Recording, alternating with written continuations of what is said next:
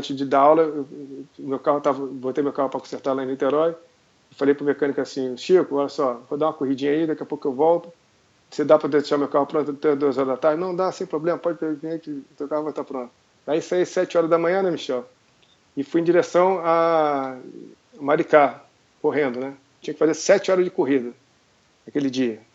Aí bati 3h30 lá e voltei numa região onde você quase não tem quiosque, quase não tem nada de resgate, que propriamente você tem que voltar caminhando ou correndo, não tem jeito, né?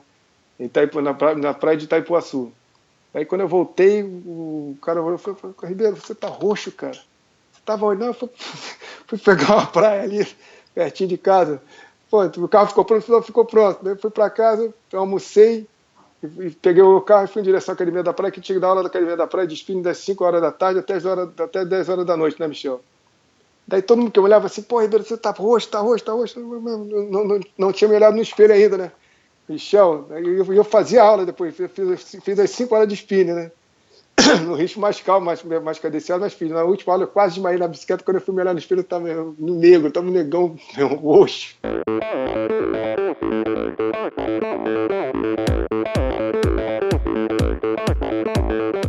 Olá pessoal, sou o Michel Bogli e este é o Endorfina Podcast.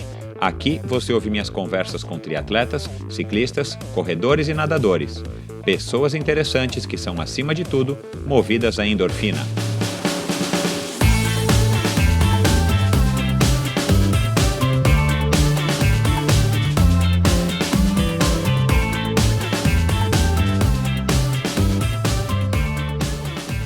A produtora de áudio Pulsante tratou e finalizou o som deste podcast, um passo importante para o crescimento do Endorfina. Agora, além de ficar tranquilo em relação à qualidade do áudio, tenho muito mais tempo para cuidar do conteúdo e dos meus convidados, é claro. Se você não está satisfeito com o som do seu podcast, do seu vídeo, ou se precisa de uma bela trilha sonora ou locução, acesse produtorapulsante.com ou procure pela Produtora Pulsante no Facebook. Produtora de áudio Pulsante, para quem gosta de ser ouvido. Olá pessoal, bem-vindos a mais um episódio do Endorfina.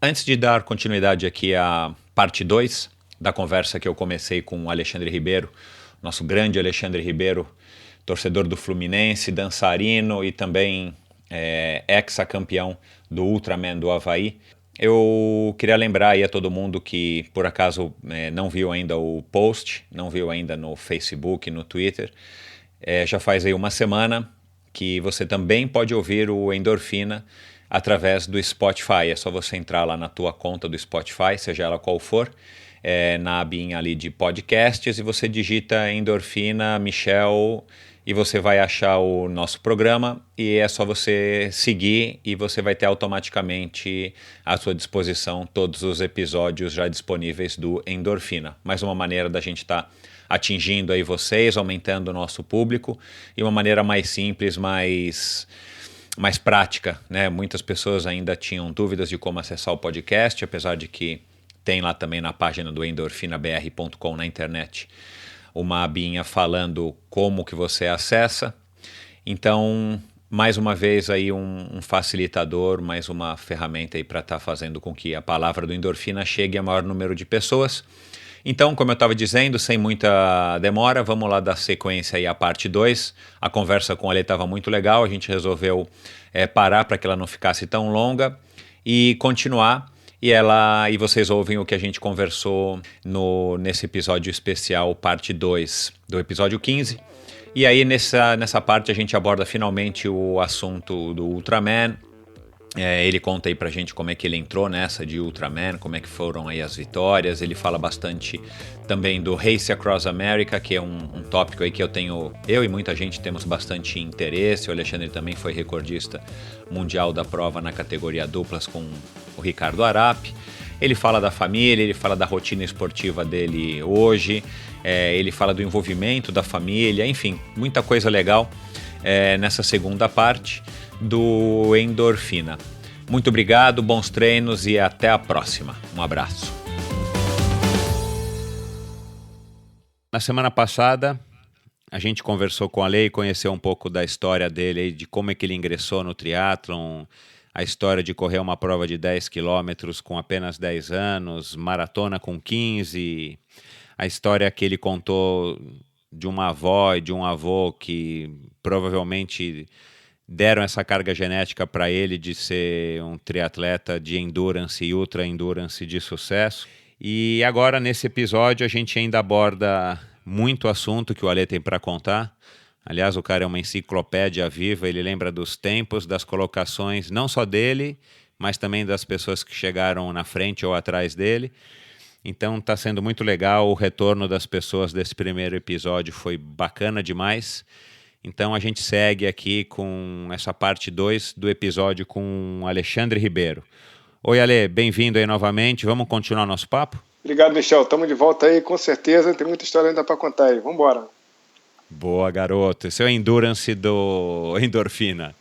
Maravilha. Bora lá. Ô, Ale, antes da gente falar do Ultraman, que é um assunto que interessa a mim e a bastante gente com certeza, vamos voltar um pouquinho aqui ainda às histórias do triatlon, que no programa passado você acabou relembrando aí algumas histórias que foram importantes e marcantes para você, mas a gente também não pode esquecer do teu recorde em Porto Seguro, que para quem não sabe, aí, quem não viveu aquela época, era o triatlon mais importante do Brasil, a única seletiva que a gente tinha para classificar para o Ironman do Havaí, graças ao Djalma Madruga.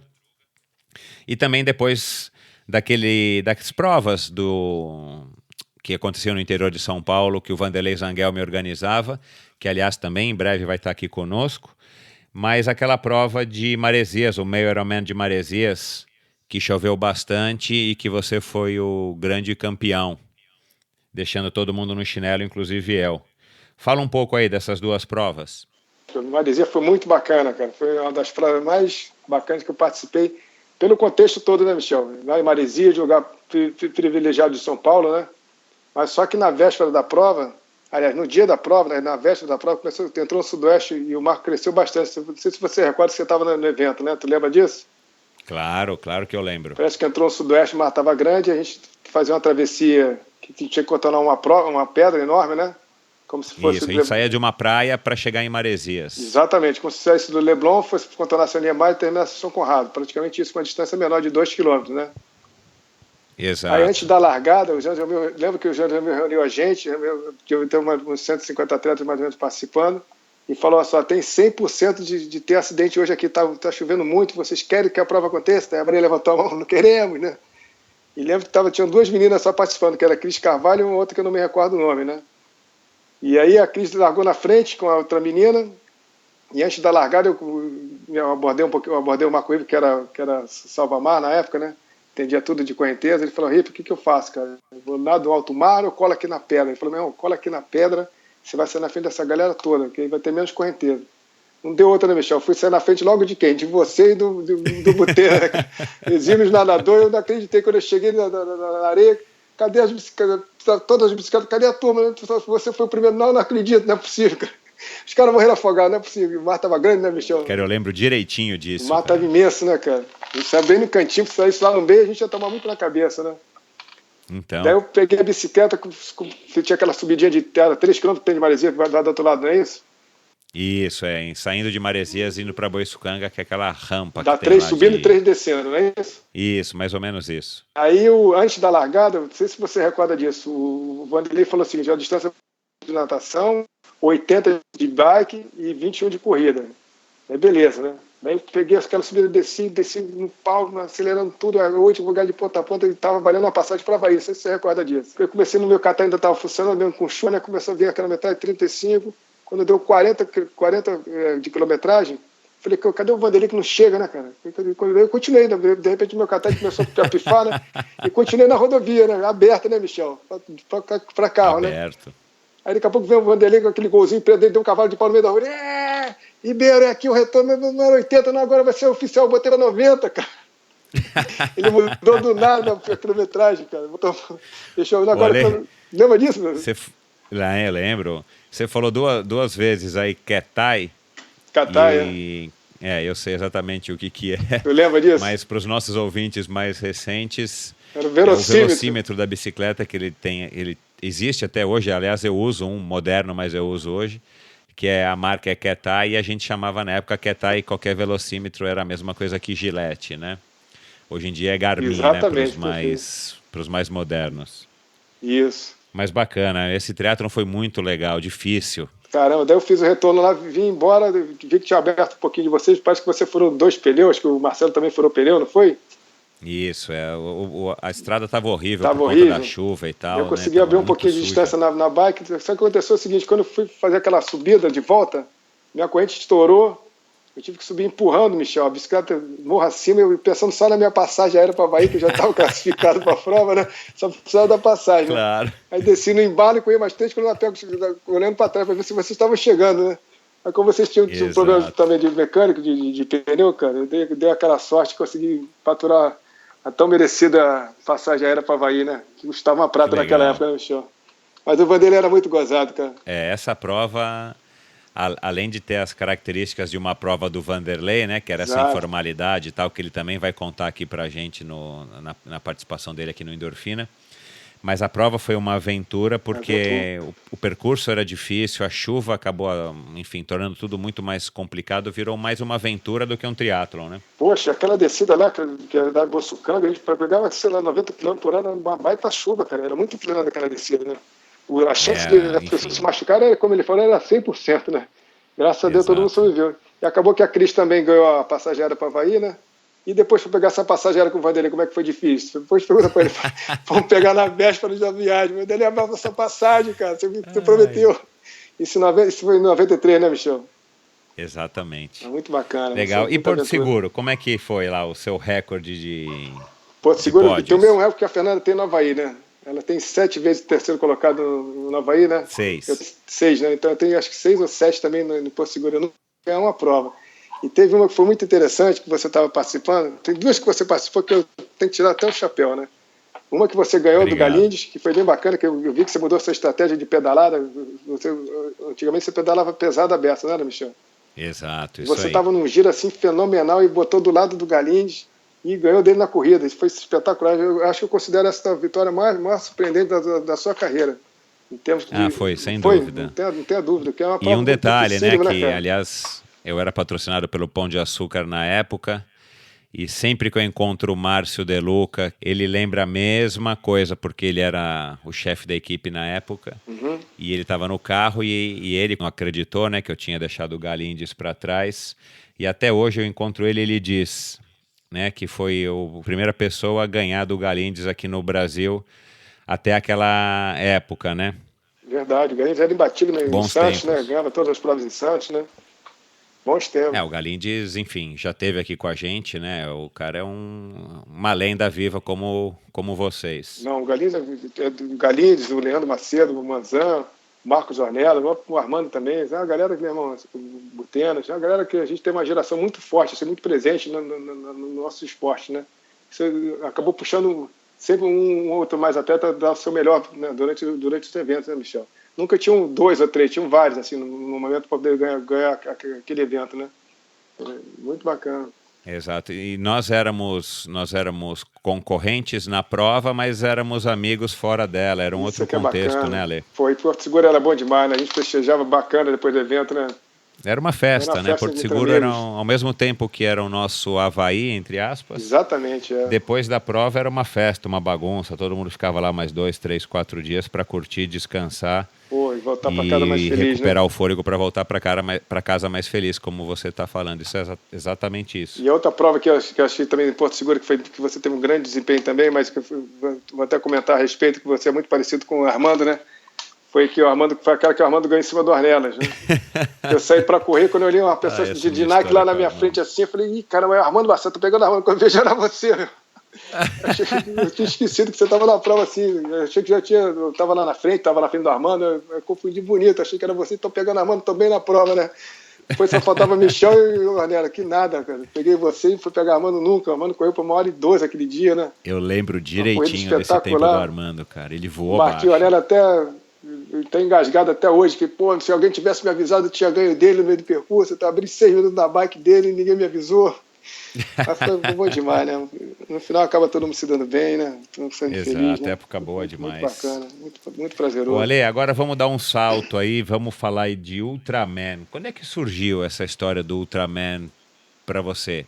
O Ultraman surgiu foi em 2003, foi em 2000, exatamente 2003, né? O Ido Hoffmann, que participou de várias provas de triatlo também das antigas, né? Junto com o Lauter Nogueira, técnico de triatlo, você conhece o Lauter, né? O Serginho Cordeiro já tinha participado de vários eventos do Ultraman e resolveram me convidar para participar também.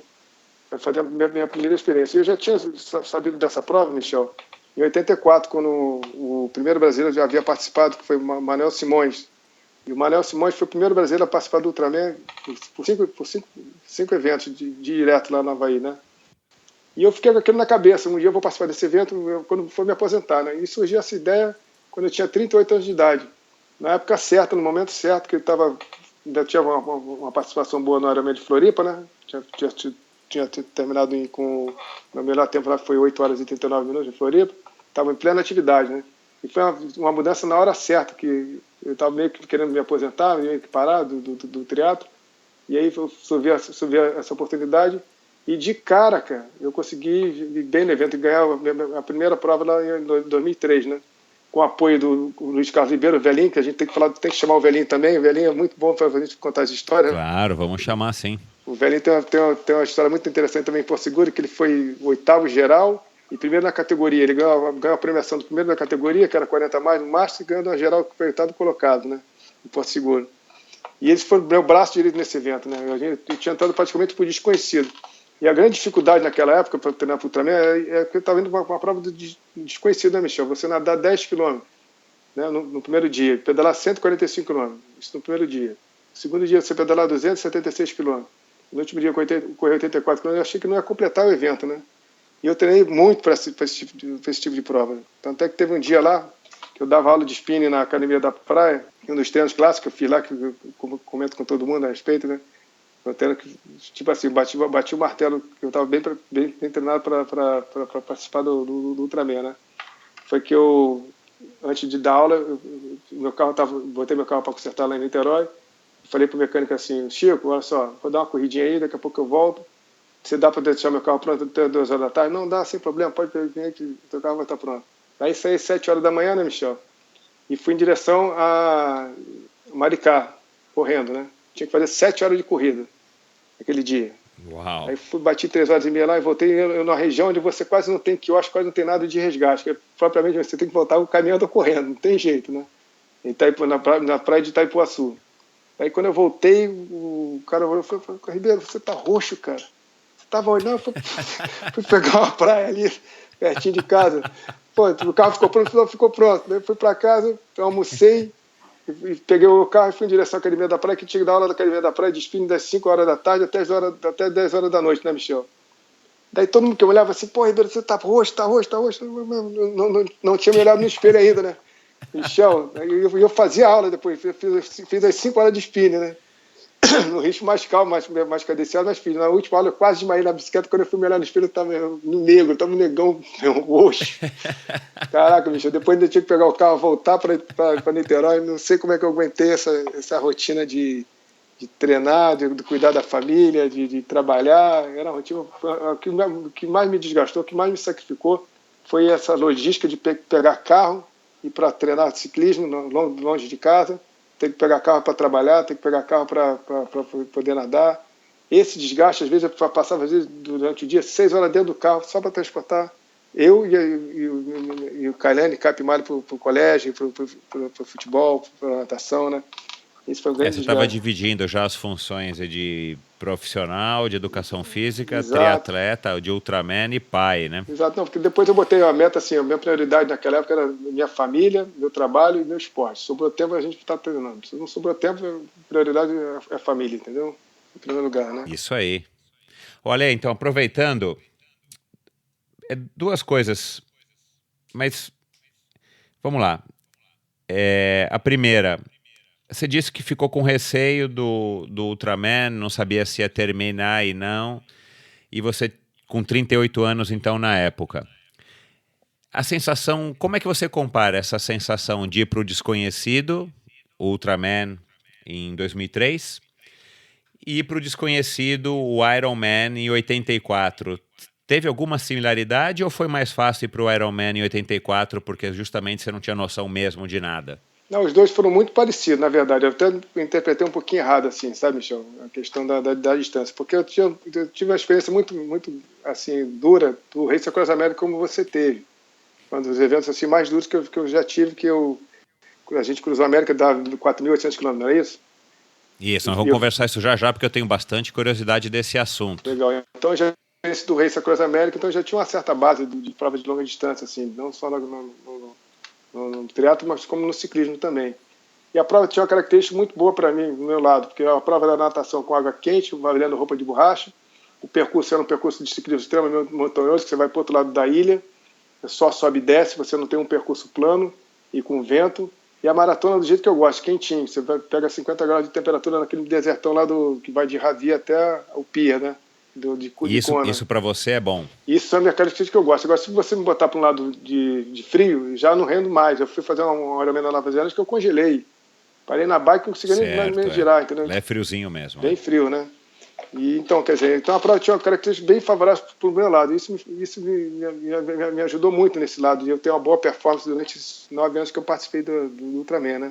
Então, agora a segunda pergunta.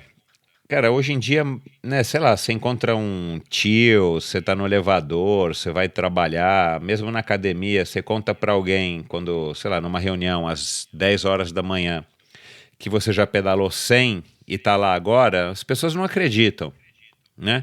Fazer uma maratona, mesmo uma maratona, tipo, o cara corre maratona, as pessoas normais, enfim, não acreditam que existe gente que tem essa dedicação, essa capacidade, sem saber que eles mesmos têm isso dentro deles, que todo mundo tem, basta treinar e a gente sabe disso muito bem. Mas você contou agora essa história de que era difícil, você ficava 6 horas no carro e tal, e tinha que levar as crianças para a escola, levar, buscar e tal, e ainda no final do dia tinha que dar aula de spinning, que isso era muito sacrificante e desgastante.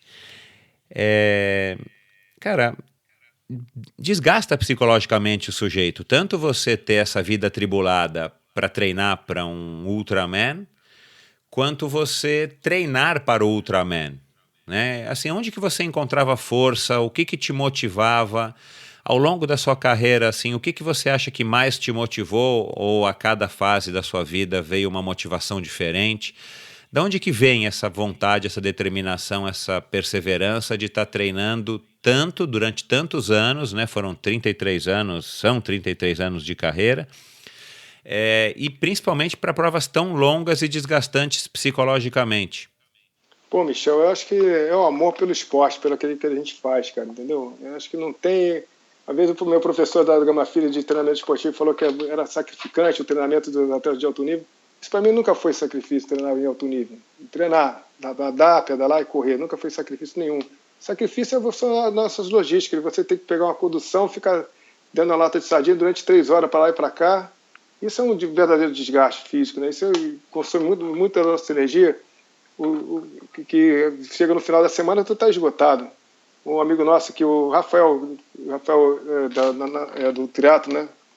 Ele fez um dia uma pergunta para mim: Alexandre, você já calculou quanto você fica dentro do seu carro durante a semana? Já calculou quanto você fica dentro do seu carro durante um mês? Olha quanto desperdício de energia está sendo desgastada nesse momento, entendeu, Michel? Quantas horas eu podia estar fazendo um alongamento, podia estar com meus filhos, podia estar trabalhando um pouquinho melhor. Esse é o grande sacrifício. Tempo perdido, né? Jogado no lixo. Quer dizer, fora a tua saúde, que vai para a cucuia, a tua postura dentro do carro fica totalmente desgastada, curvado, né? Isso é um grande sacrifício no treinamento, né? Não o treinamento propriamente dito, né? Então isso é verdade. Então é o amor pelo que a gente faz, Michel. Isso que quando a gente gosta, a gente supera qualquer obstáculo, entendeu? E eu vou te dizer sincero, tinha vezes que eu terminava um treino de 11 horas de pedalada na montanha lá em Teresópolis. Eu acabava meu treino, tomava minha cervejinha, comia um baita de um PF. Daqui a pouco parecia que eu estava abduzido, eu estava na barra da Tijuca em casa, com aquelas 2 horas de carro, passasse como fosse de tão desgastado que eu estava, parecia que eu tinha abduzido, juro por Deus. Já ficava uma coisa tão comum que 2 horas para mim já era tipo andar 20 minutos de carro. Coisa de doido, como vai se adaptando não só o desgaste físico do treino, mas no seu dia a dia, assim, na tua logística da sua vida de trabalho, de família e de treino, né? Coisa de doido, cara. Não sei como é que eu aguentei esses 9 anos de Ultraman realmente não, porque eu realmente amo muito o que eu faço, com o maior carinho, com o maior amor. Eu fiz o meu último Ultraman no sacrifício, que eu comecei a pegar umas lesões na lateral do joelho, né? Primeiro começou no esporão de calcânio, depois foi subindo para a panturrilha e depois para o joelho, né? Tudo do lado esquerdo, por causa do quê? Por causa da embreagem, de pisar na embreagem, primeira, segunda, terceira, até que alguém falou, por que tu não corre um carro automático? Pô, tu vai resolver o seu problema. Agora não dá mais, eu estou indo para o meu último Ultraman, só fui pegar essas lesões no final de carreira, né? Eu fiz questão de estar lá nesse meu último Ultraman lá, Michel, pelo seguinte, que na época houve uma coincidência muito grande, que eu estava comemorando meus 33 anos de carreira, 30 anos de carreira, 30 anos de triatlo no Brasil e 30 anos de triatlo de carreira do Brasil e do Ironman, entendeu? Do Ironman. Então, quer dizer, para mim foi uma coisa fantástica, tá? Do Ultraman, do Ultraman, né? Então, claro, do Ultraman, exato. Tá certo. Então você competiu lá em 2003, e aí como é que foi a experiência, enfim, você conseguiu ganhar, né? Exato. Você disse que estava com receio de largar a prova, não sabia como é que ia terminar, enfim, exato. Né, com saúde e tal. Aí você vai lá e ganha. Isso. Não acreditei, porque o vencedor da prova, o favorito da prova era o canadense, que já tinha sido bicampeão desse evento, né? 2 anos anteriores, né? E aí eu venci, ele estava na prova, eu venci ele, o cara era da tenente-coronel do Canadá, aquele cara que tinha tempo integral para poder treinar também, ele mesmo me falou isso, né, na época, né? E depois veio me elogiar, pô, você teve uma grande performance aí, depois o meu grande adversário também era o Miro Gregar. Quem já esteve nessa prova do Ultraman também anos atrás foi o Scott Molina, que bateu o recorde na época, que foi 24 horas e minutos. E aí minha meta, Michel, era tentar melhorar o meu tempo e tentar melhorar o tempo do evento, que é de um alemão lá já de longa data já. Só que eu não cheguei a bater o tempo dele por questões assim da natureza, né? Também não existe o si, né, Michel? Porque a minha natação, pra você ter noção lá, meu melhor tempo de natação é 2 horas e 40 minutos. Esse ano que eu tinha tudo para bater o recorde, eu fiz 3 horas e 12 de natação. Porque a correnteza estava tão absurda, contrária. Você sai do pier, você faz uma reta de 10 km até lá o antigo Kona Surf.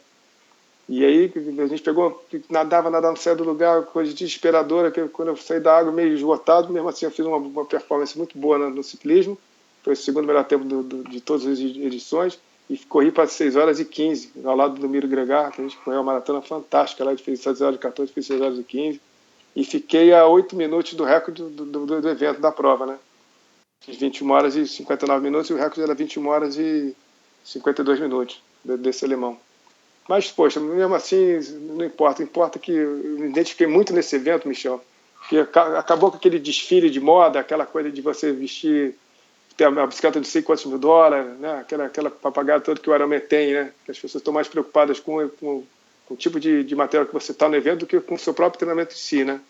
E isso, o Ultraman lá, as pessoas são bem mais simples, eles respeitam principalmente a dificuldade da natureza. O nosso maior adversário é a natureza, é a correnteza que você tem contrária durante o evento, da natação, aquela montanha que sobe e desce, que você sai começa com 30 graus de temperatura, você vai até lá em cima no Parque dos Vulcões, que dá 9 graus de temperatura com chuva e frio, é extremamente montanhoso. É a corrida que você chega a temperatura até de 50 graus no chão, no desertão, que você sabe disso, e 45 no ambiente. Então, o nosso maior adversário é a natureza, e isso os atletas têm extremamente respeito com relação a isso, entendeu? Não fica querendo se mostrar que tem 1000 tatuagens na perna, no braço, na bunda, em todo lugar. Costumo dizer, as pessoas falam assim, Ribeiro, não sou nada contra a tatuagem não, entendeu, Michel? Mas as pessoas falam assim, Ribeiro, por que você não tem a tatuagem do Ultraman?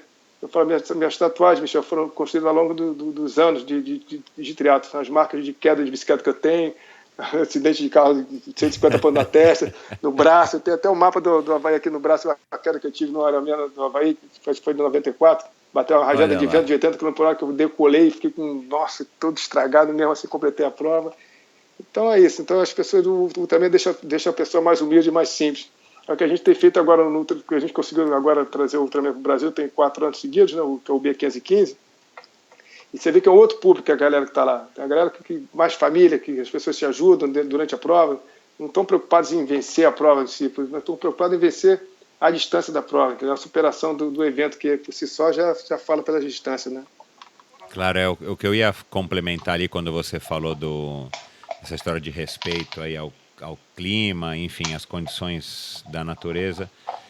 Né? Se num Ironman do Havaí as condições já pegam, e é uma prova aí que dura aí, vai de 8 até 17 horas, numa prova de 3 dias e dando a volta ao redor da ilha e tal, as condições pegam muito mais, com certeza, principalmente quando você tem que correr 84 quilômetros, né? Esse é o grande desgaste. Então, você sabe que é lá de exato. Ravi até o Pia, né? É uma reta só de um desertão que não tem uma sombra para a gente poder dar um refresco, né? Então, não tem sombra mesmo. É. Mas o que eu, enfim, como fã aí do Ironman, do próprio Ultraman e de esportes de endurance, principalmente esses de ultra distância, o que eu percebo mesmo dos depoimentos, das entrevistas e do que a gente lê, é que o Ultraman é uma prova bem menor e até por isso ela ainda mantém o tal do espírito dessas provas pequenas, como foi o Ironman no comecinho lá atrás, né? Uma prova que tinha toda uma aura especial e tal, justamente porque era uma coisa desconhecida e uma coisa muito considerada, né? Muito difícil, um obstáculo grande, uma meta para um ser humano conseguir. Não é à toa que o nome é Homem de Ferro Ironman. Né? Exato. Então eu acho que isso que te cativou aí desde o ano de 2003 e fez você voltar. Me identifiquei muito com o próprio evento, né? E você tem noção, o Kurt, durante 6 anos. O Kurt, que é o idealizador desse evento, ele trabalhou no primeiro Ironman do Havaí de 78, que era realizado lá em Oahu, né? Sim. Depois você vê como ele já pensava diferente naquela época só. Daí, em 83 ele resolveu fazer o primeiro Ultraman do Havaí, porque a prova do Havaí, do Ironman do Havaí, já estava muito elitizada, muito desfile naquela época, Michel. Imagina em 83. agora. 83. Então ele resolveu fazer uma prova família, que as pessoas se respeitassem mais, se cumprimentassem mais, né? Não tinha a estrela da prova, mas todos eram respeitados desde o primeiro ao último colocado, entendeu? Você imagina agora, então, como é que não é a coisa, né? Como é que tudo enfim, cresceu em dimensões, mudou, né? E aí não dá para voltar ao tempo. Também estava conversando outro dia, agora não lembro com quem. Mas assim, a gente também tem que respeitar, porque cada época é uma época e aquilo que você falou no comecinho, né? Se faz o sujeito feliz e aquilo é o que realiza ele, o que preenche ele e tal. Ele tem que ir lá e tem que competir. E a gente não pode negar que o Ironman é um sucesso também. Sucesso, não tenha dúvida. Por conta desse clima e tal, que hoje não é mais Havaí o que vai ser era sempre antigamente. Especial, cara. Pô, eu vi um depoimento uma vez do Mark Kelly que a prova não dava dinheiro, que eles começaram a fazer uma briga, que o Ironman do Havaí não dava premiação. Começou a dar premiação a partir de 86, quando o David Scott fez 8 horas e 30 e poucos minutos lá na prova. Foi um tempo fantástico, né? Eles começaram a reivindicar e começaram a querer boicotar a prova. Daí o Mark Kelly falou assim, tudo bem, a gente pode boicotar a prova, mas o espírito do Havaí não é esse. O espírito do Havaí é uma prova de desafio, né? Com o tempo, com a natureza, né? Eu lembro dele ter falado a respeito disso. E vou te falar o seguinte, Michel, quando eu conversei contigo no negócio de desfile de bicicleta, né? A minha bike, que é uma Cota Calibur, ela é extremamente eficaz para subidas e plano, né? Percurso plano. Ela sobe bem, tanto sobe bem como anda bem, rola bem no plano. A minha bicicleta foi desde 2005 até a última prova que eu fiz em 2013. Então, todo ano de bike check-in, os caras olham mesmo, não vai trocar de bicicleta? Não, porque essa está ganhando, por que eu vou trocar? Exatamente. Né? E eu considero a melhor performance, não é o melhor tempo, mas a melhor performance, se você depois pesquisar, que eu acho que te mandei aí, do Ironman do Havaí, foi do John Howard, em 1980, a galera pode pesquisar aí no Google, clica lá, botará o Ironman de 80, o resultado dos 3 primeiros. John Howard naquela fez 4 horas e 28 minutos, meu Michel, com bicicleta de ferro, capacete de couro, sapatilha de tira, né? A bicicleta devia pesar uns 12, 13 quilos naquela época, 4,28. Hoje você pega na elite da galera ali, que estão ganhando a prova, fazem 4,25, entre 4,25 e 4,30. Você vê, quer dizer, então, primeiro não vem o material. Falar no aspecto da nutrição e da aerodinâmica tudo, de Michel. capacete e tudo mais, né? Nutrição, equipamento, né? Performance, o cara foi um fenômeno, né, cara? E não ganhou a prova, ele botou meia hora de bicicleta do David Scott, mas na maratona ele ficou pedalando para 4 horas e 30, Mas no ano seguinte que a prova mudou de Warhol, foi para Kona, ele venceu o evento em 81, lá em Kona. Depois, quem tiver curiosidade de dar uma olhada, checa lá, que eu não estou mentindo não, viu? Não, legal. Eu vou colocar nos links aqui depois do post desse episódio, para as pessoas, depois de ouvirem aqui nosso bate-papo, poderem procurar lá mais rapidamente. Eu coloco essas referências para contextualizar aí o que você está falando.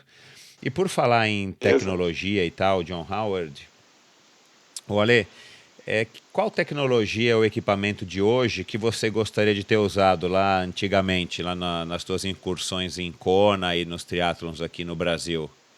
Poxa, O que você é adepto ou você não é adepto, ou mesmo que você não seja, o que você acha que teria sido muito legal você ter usado naquela época, claro, para melhorar o teu desempenho ou para facilitar a tua performance? sinceramente, bicho, nada. Nada. Eu acho que É? eu ia no feeling mesmo, no sentimento, escutando o coração, a respiração. Sabe, eu usava o relógio eu usava um reloginho de pulso, que marca só cronômetro. Até hoje o relógio de pulso que marca só cronômetro, que eu gosto de ver meu pace por quilômetro, né? Eu negativando uma prova de uma maratona. Agora, nada desses Garmin, de Polar. Pô, eu vou te falar, eu vi a entrevista do mexicano Arthur Barrios, na época do Polar, hein? Você tem uma noção. Ele fez lá em Boulder, no Colorado, isso foi em 95. Reunia os patrocinadores, ele era patrocinado pela Polar, chamou a galera toda assim para dar um depoimento, né? Vários maratonistas casca-grossa da época. Daí ele começou a falar mal do Polar, que só meu recorde está 20 anos da minha maratona ali, ó. Eu nunca usei Polar. Daí o cara cutucou assim, meu irmão, para de falar mal da Polar, vai querer ganhar teu caixão, não vai. Então é mais uma questão dessa, entendeu? A tecnologia ela é importante, eu acho que é importante, mas o mais importante é você gostar do que você faz, entendeu? E não dar desculpa porque o material não é melhor que o outro e você perdeu por causa da bicicleta, perdeu por causa do tênis, perdeu por causa da meinha, da narigueira. Outra coisa interessante que eu também vi foi com relação ao Ronaldo da Costa, quando ele bateu o recorde em Berlim, esse contado pelo Filé, que estava lá no evento, né? Ele, na véspera da prova, ele ganhou um patrocínio daquele negócio de botar no nariz, sabe? Aquela narigueira, sabe? Que parece um band-aidzinho. Sim, exato. Eu não sei o nome daquele... Para abrir as vias nasais, exato, né? Ele ganhou aquilo, só que ele ganhou um bônus de 30 mil reais, cara. Então, quer dizer, como é que não vai botar? Bota!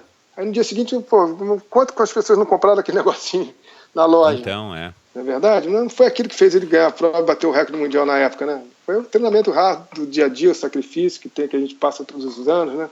De acordar cedo, de lutar contra tudo, contra todos, de chuva, sol. Claro, só ele sabe, né? O que ele sofreu, o que ele lutou para chegar no recorde.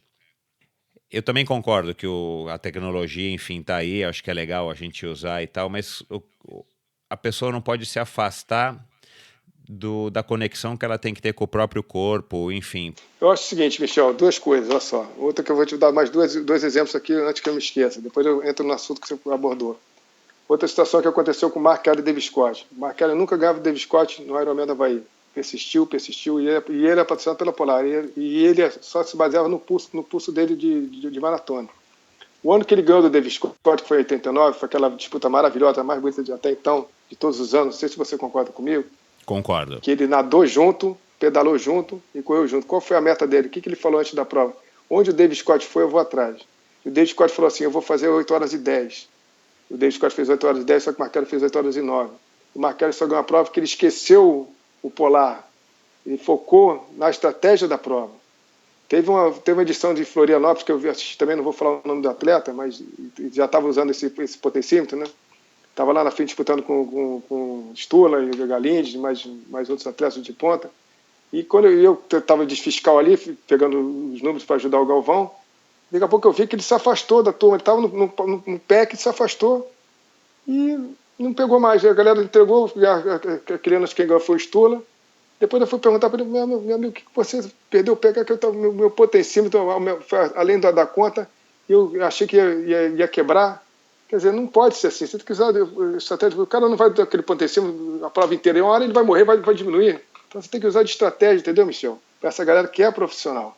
Agora, a galera que é amadora, assim, por si só, eu acho bacaníssimo você ter um Garmin, você ter um gráfico maneiro para você ver a tua evolução, né, durante o seu treinamento, ver que ele está dando certo, que você melhorou seu tempo no 10 mil, na meia maratona, na maratona, na natação, no ciclismo, e você se basear pelo potencímetro. Eu acho legal, acho uma ferramenta bacana, é um estímulo a mais que você pode ter de tecnologia. Mas não acho que isso seja determinante para o cara ser um atleta de altíssimo nível e deixar de ganhar porque faltou esse tipo de material. Claro, concordo. Acho que você tem que ter por fora um bom coach, e principalmente aquele coach que faz aquela leitura do teu psicológico, sabe trabalhar a sua cabeça. Um dos coaches que eu considero do Brasil, que eu achei um dos mais importantes que eu conheci, né? Na época foi o Marcelo Borges, que treinou a Fernanda Keller, que treinou o Armando Barcelo, que treinou o Marcos Ornelas.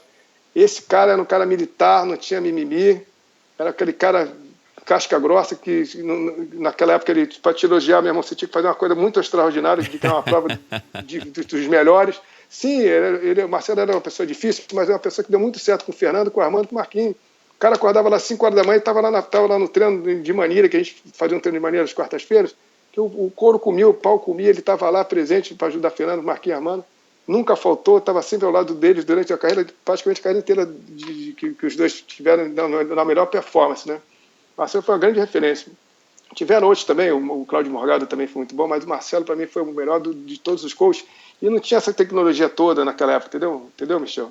Entendi. Então, eu acho que tem que trazer o psicológico do atleta, né, tanto amador quanto profissional, depois vem o material. Cara. O material é importante você ter uma boa tecnologia, uma boa alimentação, né, e tudo com um bom nutricionista, mas tem que ter um time por volta, né, para você ter um destaque hoje em dia, né? Concordo, até porque o equipamento todo mundo pode comprar, todo mundo tem acesso, né? Você pode ir numa loja ou na internet num clique e ter o equipamento melhor do mundo, mas isso não vai fazer você vencer, né? Não vai. Teve aluno meu que foi fazer o meu primeiro treino, eu não conhecia, a gente só conhecia pela internet, eu marquei um treino na estrada, vamos treinar, vamos. Cheguei lá, meu irmão, o cara tá com uma bicicleta de roda fechada, capacete aéreo, com a bicicleta mesmo, tipo, pronto para competir. Você vê para competir, vem aqui para treinar, cara. Não, meu, muda tudo, volta para casa, semana que vem a gente conversa, traz a bicicleta, traz uma Caloi 10 que eu vou ficar mais feliz que trazer essa bicicleta de competição, não é por aí que começa, entendeu? Quer botar uma Mercedes, né, um Fusquinha com como é que se diz, com um motor de Mercedes, o Fusquinha vai despedaçar todo, não vai aguentar o tranco, entendeu, Michel? Entendi, tá então certo, é por aí, concordo. Né? Legal. Olha, mudando um pouco aqui de assunto, mas a gente estava conversando aqui antes de começar aqui essa segunda parte, e a gente lembrou aí das revistas, né, que davam cobertura aí mais intensiva ao triatlon e tal. A gente tinha, Exato. acho que, pelo menos na mídia impressa, muito mais espaço do que a gente tem hoje, né? O que você quer falar aí dessas revistas? O que você lembra? Cara, a gente não pode deixar de esquecer das pessoas que nos ajudaram muito no decorrer da nossa carreira, sabe? Eu acho que o Werneck foi um dos caras mais casca-grossa em todos os sentidos, vou repetir isso mais uma vez. Ele com o Jornal do Brasil, o Jornal dos Esportes, a coluna que ele tinha no Jornal do Brasil, que era Campo Neutro, ele divulgava periodicamente as nossas provas, nossos eventos. Depois ele teve a revista Viva, que também publicava as provas de triatlo também, de ciclismo, corrida e natação. Depois veio a Bici Esporte, em São Paulo, depois veio a Trekking. Depois veio o Esporte de Movimento, o Márcio Carrilho, a Trekking do Cid Cardoso. Depois veio o Tiquinho com o Trisporte em 99, que teve a capa, até a Fernanda aquela na capa. Essas pessoas tem que ter um reconhecimento enorme, porque através dela a gente conseguiu, sabe, Michel, eu formei um book aqui magnífico por causa dessas pessoas. Então eu vendia meu peixe com o book. E aí eu dou Labela para vender no nosso patrocínio com outra apresentação. Eu consegui um patrocínio da CA exatamente por causa disso. E vou até comentar a respeito desse patrocínio da CF, foi meu primeiro grande patrocinador, porque o Dolabella me ensinou a fazer um book bem profissional, e o Beto sabe como é que o Beto ia para os patrocinadores? De terno, cara. Olha, sabe como é que ele ia para os eventos? Sabe como é que ele, por exemplo, recebeu a premiação do Jornal Brasil? De terno, porque ele queria ser reconhecido como um atleta profissional. Isso é uma eu acho que ele foi assim, o primeiro época, atleta profissional do triatlon, né, no Brasil. Não tenha dúvida, o Beto era impecável na sua apresentação do evento, ele levava muito a sério como profissional, entendeu? Eu tenho essa memória dele também. Foi, se confundia, porque ele era um cara difícil, uma difícil pessoa de conviver, né? Porque ele queria mostrar para as pessoas que ele era sério, que aquilo não era uma palhaçada, não, entendeu? Ele queria viver daquele esporte, e fez o máximo possível para isso. Até que um dos grandes eventos que ele ajudou a realizar foi o Short Triathlon da Globo, que fez no Posto 6, que até então não podia ter evento no Posto 6 em direção a Aterro. Ele conseguiu fechar todo Aterro e Posto 6, foi na Globo, batalhou e ganhou o evento naquela época, né? Então, a gente não pode esquecer dessas pessoas, Michel, que são importantes, que nos ajudaram muito a construir a nossa vida no meio esportivo, como grandes profissionais. E um dos grandes, só voltando um pouquinho atrás, um dos grandes patrocinadores que eu consegui, que foi a CIA, na época, né? Eu consegui ganhar um salário, né, de BTN, que era registrado conforme a inflação da época, que aquela época a inflação era muito galopante, né? Eu lembro. Você se lembra disso? Claro. Você era mais garoto, né? Mas a inflação era todo dia subia leite, subia carne. Não tinha um dia que não subisse as coisas no Brasil, né? E eu consegui arrumar um patrocínio que era a BTN, que acompanhava a inflação. Daí passei um ano com a CIA, né, patrocinado por eles. Aí, no ano seguinte, eu consegui reunir o Djalma Madruga e o Cid Cardoso, junto com o diretor da CIA, para organizar o primeiro circuito CIA no Brasil. Foram 3 eventos, foi no Rio de Janeiro, Belo Horizonte e Santos. Foi um puta evento, cara, a gente conseguiu, só que cresceu demais, assim, os valores, né? Era para ser só 5 atletas, ficaram 11 atletas, a gente viajava de jatinho daqui para Santos e voltava. Olha só a mega estrutura. Que legal, resumindo, isso eu não sabia, viajar de jatinho. Jatinho, cara. A gente ganhava bônus por premiação, né? A premiação da Sierra era uma premiação muito boa. Só que ao término desse evento que eles fizeram, que eu já organizou junto com o Cid, o diretor da CIA, até ninguém sabe essa história, o diretor da CIA veio para mim e falou assim, eu nunca mais saber de triatlo na vida. Eu falei, mas por que não, meu irmão? Porque deu um problema com os organizadores do evento, eu não queria nem perguntar o porquê, né? Algo de errado aconteceu, né, Michel? Mas infelizmente eu acabei perdendo o patrocínio que tinha arrumado para todo mundo, né, cara? Acabou, enfim, o CIA só teve um ano, né, 87, e depois a equipe acabou e não voltou mais. Não teve mais, foi desmantelado todo mundo mandando embora, né? Foi uma pena. Legal, vamos tentar descobrir o que houve esportiva, aí para ter acabado. Tem que conversar com o Djalma e com o Cid, né? Vamos ver se eles podem contar. Ver se falta alguma coisa, né? Mas com relação à mídia, as mídias assim, esportivas foram muito importantes para a nossa época, a gente, né, conseguiu bons patrocinadores, né? Depois eu consegui a Banesp, consegui Nike, e aí a gente foi sobrevivendo. O que eu falei, a gente comentou no outro dia na roda de amigos com o Vigílio de Castilho, que hoje está envolvido em grandes eventos aqui de corrida, nenhum atleta profissional ganhou dinheiro no país. Acho que no mundo inteiro, né? Se você for comparar um cara que é um tenista, o cara do golfe, esses caras ganham dinheiro, né? Agora o pessoal do triatlo que viaja para cima e para baixo, fazendo não sei quantos mil circuitos, essa galera não ganha dinheiro momentaneamente, mas perde lá na frente, porque o custo é muito alto, né, Michel? Eu acho que o que eu consegui durante esses meus anos todos foi manter sempre meu trabalho paralelo ao meu esporte, né? Meu pai também sempre me ajudando, me apoiando, né? Sempre estando ao meu lado quando passava perrengue, não posso deixar de falar isso. Como sempre tivemos ajuda, todas as pessoas têm ajuda de outras pessoas, né? Mas o que eu pude fazer é que eu pagasse minhas contas e construísse o mínimo possível para poder sobreviver e me manter o esporte até onde eu consegui, até hoje em dia, né? Eu não sei, mas eu tenho a impressão que mesmo hoje, pelo menos aqui no Brasil, eu acho que a galera ainda está mais ou menos nessa pegada e é uma coisa que a gente também quer discutir aqui no Endorfina, enfim, eu quero ouvir a opinião das pessoas e, em última instância, está tentando contribuir também para o crescimento do triatlon profissional no nosso país, porque se também não tiver o triatleta profissional para também estar servindo de exemplo, como vocês serviram de exemplo para mim e para muitas outras pessoas, eu acredito que fica muito mais difícil do esporte crescer sem os ídolos, né? Então vamos também levar essa discussão aqui para saber quais seriam os caminhos para a gente ter mais atletas patrocinados ao ponto de estarem sobrevivendo e não com um salário somente para sobreviver, mas com salários e contratos que deem eventualmente até uma aposentadoria para as pessoas. Mas a gente não pode esquecer que a gente está no Brasil e atualmente a gente está vivendo aí uma das maiores crises da história, então também verdade, a situação não está fácil, principalmente nesses últimos anos aí, né? Mas seguindo a conversa, Alê, você comentou ali atrás, na primeira parte da nossa conversa, na semana passada, da tua lesão aí, que acabou subindo até o quadril e tal, que você acha que é por conta da embreagem do carro. Como é que, fazendo tantas provas longas e correndo desde moleque, como é que você conviveu com as lesões, ou elas não foram tão marcantes na sua carreira?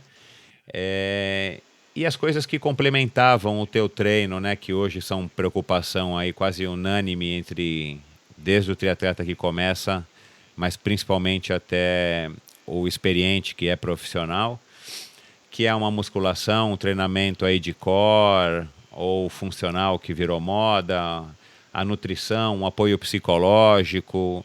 Como é que você lidou com isso? Como é que era? Como é que foi na tua carreira? Pô, Michel, vou te ser sincero, acho que eu sou uma aberração da natureza, cara. Tudo que é para ser certo, fazer direitinho, eu nunca fiz em termos assim de recuperar o teu corpo, alongamento. Sempre passei longe, eu nunca tinha preguiça de fazer alongamento, na verdade é essa. Eu acho que a única coisa que eu realmente fiz ao longo da minha carreira foi massagem, cara. Massagem que realmente me salvou muito. O primeiro massagista foi o... Não foi Araceli, não. Antes da Araceli teve o Celestino, que era massagista da KPM de ciclismo. Ele começou a fazer massagem comigo, depois começou a massagear só a celebridade e esqueceu os atletas. Começou a ganhar dinheiro, né? Foi para a celebridade da Globo, né? Depois foi a Araceli durante anos. Depois foi o Dr. Costa, da Academia da Praia, onde eu estou. Meus últimos massagens foram com ele. Então a massagem foi que me salvava de verdade, cara. Agora eu tinha uma preguiça enorme de fazer alongamento, Michel.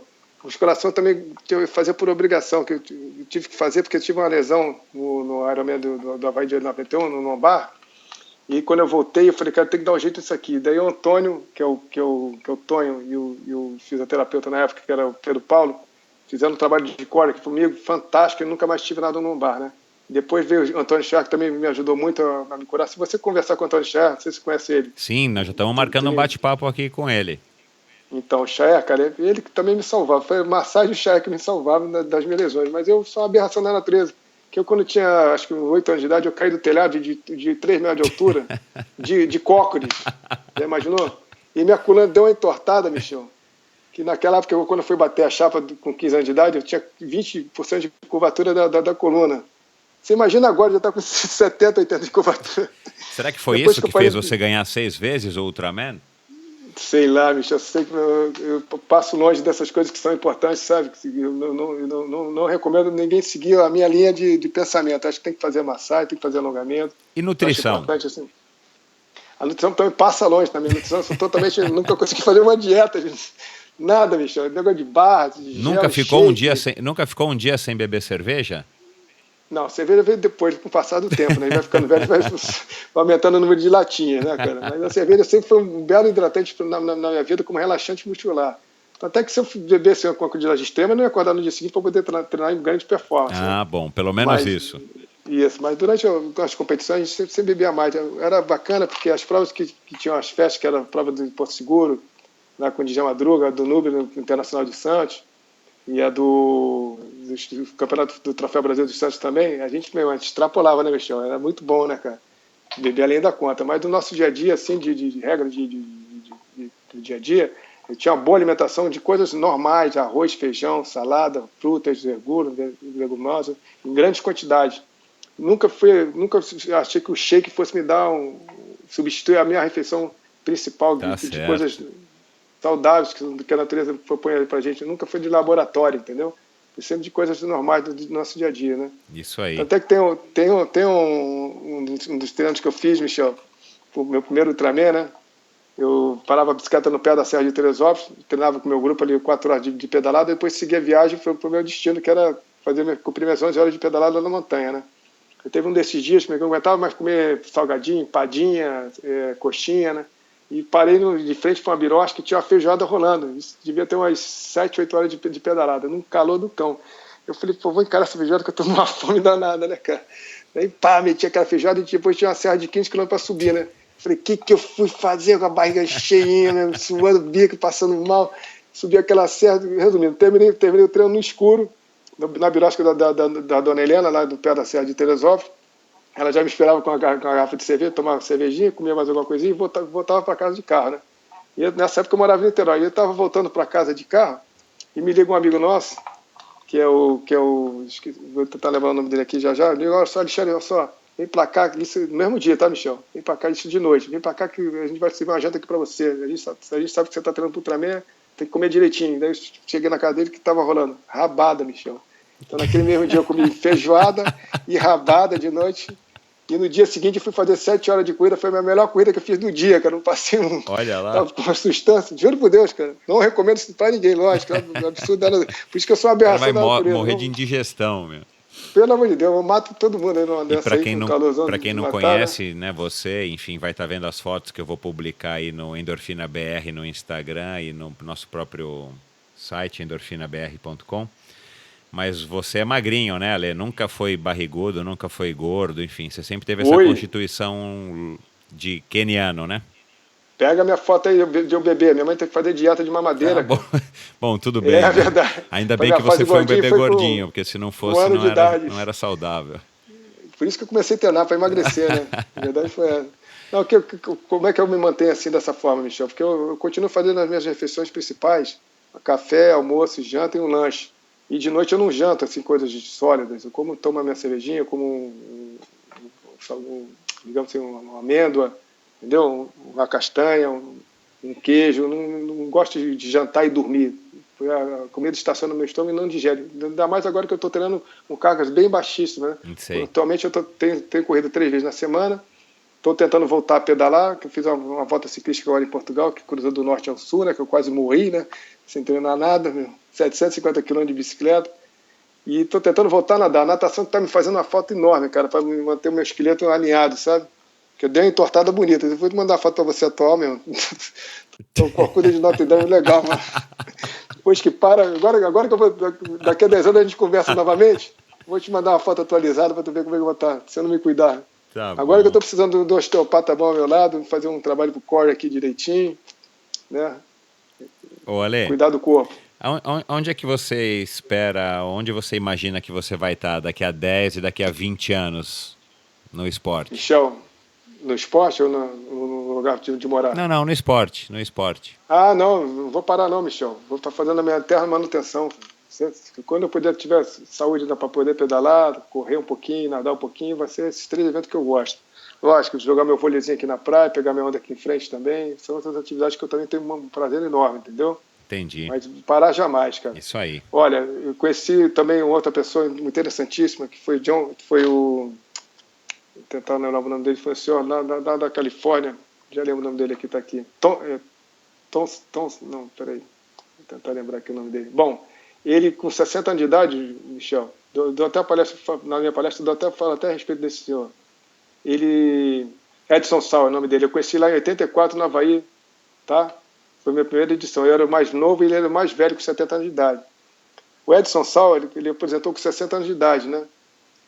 Não fazia nada, não fazia nada de esporte. E o médico falou assim para ele, Edson, você tem que fazer alguma atividade física para você ter uma velhice saudável. O que o senhor recomenda, doutor? Vai correr, vai dar uma caminhada, veja se você gosta. Ele começou a caminhar, na caminhada virou uma corrida de 5 km, isso com 60 anos de idade, tá, Michel? Presta atenção. Virou uma corrida de 5 km, depois virou uma corrida de 10, depois virou uma meia maratona, depois virou uma maratona. De 60, Michel, até 69 anos de idade, ele fez uma maratona por ano, sendo que a melhor dele foi 3 horas e 30 em Nova York. Isso com 65 anos de idade. Uau. Daí, ao mesmo tempo, ele, aquela chegada dramática da Julie Moyes, eu assistindo lá, ele chegou para o médico dele, e esse tal de Ironman, doutor, dá para mim poder fazer? Você sabe nadar? Não sei nadar. Então você tem que aprender, que você tem que nadar 3.800 metros. E isso quem me contou foi ele, tá, Michel? Não foi outra pessoa. Eu conheci ele, a história dele foi pessoal, comigo e com meu pai. Aí ele começou a treinou a natação pra caramba e fez o primeiro Ironman dele com 70 anos de idade. E ele foi abrindo categorias depois, ao longo dos anos, 70, 74, 75, 79, depois 80 a mais. De 80 a mais eu encontrei com ele pela última vez com 82 anos de idade. Eu falei, Edson, só está fazendo alguma coisa? O médico pediu para eu poder parar de pedalar, porque eu estava com risco de cair e quebrar o fêmur. Só estou correndo. Está correndo quantos quilômetros por semana? 100 quilômetros por semana, com 82 anos de idade. Meu Deus do céu. É mole, cara. Bom, então é um não ponto tem fora barreira, da curva, né, cara? também, mas é um ponto fora da curva também, né? Exatamente. Tem genética danado, envolvida, né, e tal. Tem um que ele guardou até 60 anos de idade, que gastou tudo. Depois. Exato, também tem essa teoria 60, aí que né? eu acho que é muito válida, né? Verdade, com uma saúde incrível, né? Legal. Impressionante. Ô, Ale, e você ouve essa história aí do Edson Sauer? Edson Sauer, vou te passar a foto dele aí para você. Eu quero ver, sim, vou publicar. Tá. E é uma lição de vida, né? Agora, o que você... Eu tenho essa foto com os brasileiros ao lado dele. Primeiro tem a foto só eu e ele de 84, depois ele foi aparecer lá em 96, estava o Gaúcho ao lado dele, estava quem estava mais lá, o Isso em Belinho. Kona? Isso em Kona, no desfile lá das delegações, claro, sabe? na parade lá.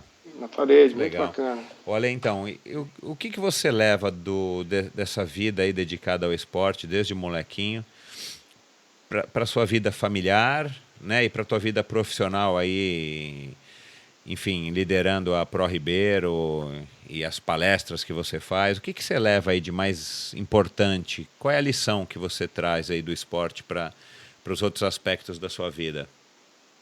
Michel, eu procuro falar para as pessoas o seguinte: tudo que aprendi foi com a educação dos meus pais, sabe, cara? Os meus pais nunca precisaram falar nada, só a maneira deles agirem no seu dia a dia, no seu trabalho, com a sua família, com as pessoas, já era um puta exemplo para mim, sabe? De dignidade, de ética, de sabedoria, de conhecimento, de cultura. E isso foi herdado assim de graça para mim. Então eu consegui captar todas as mensagens dos meus pais, da minha mãe e do meu pai, dessa forma, entendeu? De fazer a coisa certa, digna, sem querer ultrapassar as pessoas, sem querer dar volta por cima de ninguém. Então eu acho que isso que eu aprendi deles, eu só consegui canalizar minhas forças para o meu esporte e deu muito certo, né? Que eu fiz do meu esporte uma coisa bem feliz, bem verdadeira, bem com dignidade, sem querer atropelar ninguém. Tive vários problemas ao longo desses períodos. Eu podia ser um atleta também de distância olímpica, eu posso até te falar isso, eu nem comentei isso contigo, lembra que aquela prova que a gente correu no Sul-Americano? Sim, 91, né? 91, quem ganhou foi o Leandro Macedo, o Armando Marcelo II, eu fui em terceiro, o Galinhos em quarto. Foi aí que o Galinhos começou ninguém conhecia o Galinhos começou a ser conhecido a partir dessa prova. É verdade. No Brasil, né? Na Argentina já era conhecido, mas no Brasil não. Você ficou em quinto, né? A gente fez um top 5 lá nesse evento. É, isso mesmo. Mas eu podia ter seguido carreira da distância olímpica, mas por problemas assim de confederação, batendo de frente com o Calazans, né? Aquela dificuldade toda que a gente teve naquele período, né? Podia ser um atleta, podia ter melhorado a natação ao seu nível do Marcelo, não ao nível do Djamadroga, que é outro nível, né? Outro nível, definitivamente. Que não dá para chegar, entendeu? Rafael, qual é o nome do Rafael? Sobrenome? Rafael... Não me recordo desculpa, agora. Gente boa, foi meu aluno, desculpa, Rafael, não estou lembrando esse nome, mas do Rafael também, foi atleta também de 1.500, de 400 metros, é outro patamar, outro degrau que não daria para chegar. Mas eu poderia ter parado, me dedicado à natação e ter tentado seguir uma carreira de distância olímpica. Mas aquilo me fez tão mal, aquela confederação, da maneira que eles lidavam os atletas, da maneira que eles tratavam os atletas, sem dar uma boa premiação, entendeu? Sem dar um respeito para que você pudesse seguir uma carreira digna. Então eu resolvi canalizar minhas forças. Não, eu não quero saber de distância olímpica, eu vou focar tudo no Ironman. Então tudo que eu aprendi, Michel, foi com os meus pais. Eu procuro mostrar isso para as pessoas, para os meus filhos, que eles façam da forma correta a vida deles, que sejam as pessoas honestas, com dignidade, entendeu? E que siga o sonho deles na profissão deles, né? Eu aqui como pai, o Karane e o Caio e a Mayla, eu abri um leque de opções de esporte, né? Cada um já passaram vários esportes, jiu-jitsu, natação, ciclismo, x-terra. Hoje o Caio surfa e anda de skate, o Karane hoje conseguiu uma faculdade lá em Cleveland, agora mudou para Tampa pelo track and field, né? Corre pela universidade, tem uma 50% de bolsa. A Mayla hoje está jogando vôlei de quase altíssimo nível aqui com o Marco Ripa, aqui no Marina Clube. Então, eu não imponho o esporte, não imponho a profissão. Da mesma forma que meu pai me deu essa felicidade de eu poder escolher a minha profissão, o meu esporte, eu estou fazendo a mesma coisa com meus filhos e está dando muito certo, sabe? Você fazer o bem faz muito bem para o ser humano, sabe, Michel? A gente está carente disso. As pessoas estão muito gananciosas, muito egoístas, sabe? Só pensam em dinheiro, só em valores. Você vê o Rio de Janeiro hoje está largado aí com só bandido. É uma geração de crianças perdidas aí sem colégio, sem nada. Isso principalmente isso está acontecendo, Michel, pela falta de educação dos pais dentro de casa, cara. Não é o governante que o filho da puta só, não. Os pais não deixam os filhos largados. Não tem aquela paciência, aquela coisa de ser um pouquinho mais militar para botar a regra dentro de casa, para seguir um bom caminho, entendeu, da vida. Não deixa o garoto largado, o menino largado, tem filho não sei por causa de quê, e fica essa bagunça toda, né? Fora os governantes que não têm ética nenhuma também, né? Fora o pacote que é muito grande, né? Então é uma pena isso que está acontecendo no nosso país, principalmente no Rio de Janeiro, que acho que está sendo mais atingido por essa bagunça toda aí que está acontecendo no nosso país. E é o que diz o lema, reflete bem o que você está falando, né? Educação vem de berço, né? Então, se você não tem um pai que te eduque, está presente, né? Você também não vai ter a condição de educar o teu filho, e isso vira um círculo vicioso e... Não adianta você ter a igreja tal, e você sai da igreja, o cara te esbaça, já chega o cara de filha da puta, Exatamente. Ou tu joga como eu dou aula na praia, aqui na praia do PP, na guarderia do Windsurf, todo segunda, terça, quarta e quinta, todo dia eu tô lá na praia, lá catando lixo, Michel. E com várias lixeiras ao lado do ser humano, o cara é incapaz de botar o lixo ali, é um gesto simples, a criança está vendo aquilo ali, vai fazer o mesmo gesto do pai, cara, não vai copiar. Se tu faz a coisa certa, a criança vai fazer a coisa certa. Se faz a coisa errada, a criança vai para a coisa errada. Não tem, a conta é essa, certinha, não tem o que fazer, entendeu? Então começa dentro de casa já o erro, né? A partir de dentro de casa. E depois vai se agravando conforme a educação é comprometida, né? A ética vem lá de cima errada com os políticos, né? Roubando merenda, roubando nos hospitais, roubando nos contratos com grandes empresas. Aí, meu irmão, pega um cara daquele que roubou 250 milhões de reais, quantas pessoas esse cara matou na fila dos hospitais. Tudo errado, né? É verdade, pena, infelizmente, né? E o Rio de Janeiro sofrendo mais, parece que está sofrendo mais do que os outros grandes centros no Brasil, infelizmente. Eu sempre fui positivo, sempre pensei muito positivo, mas dessa vez está muito complicado. Tá. O Ale, você falou aí dos teus 3 filhos, eles foram também teus staffs no Ultraman em algumas vezes, né? É, legal você ter lembrado isso, legal.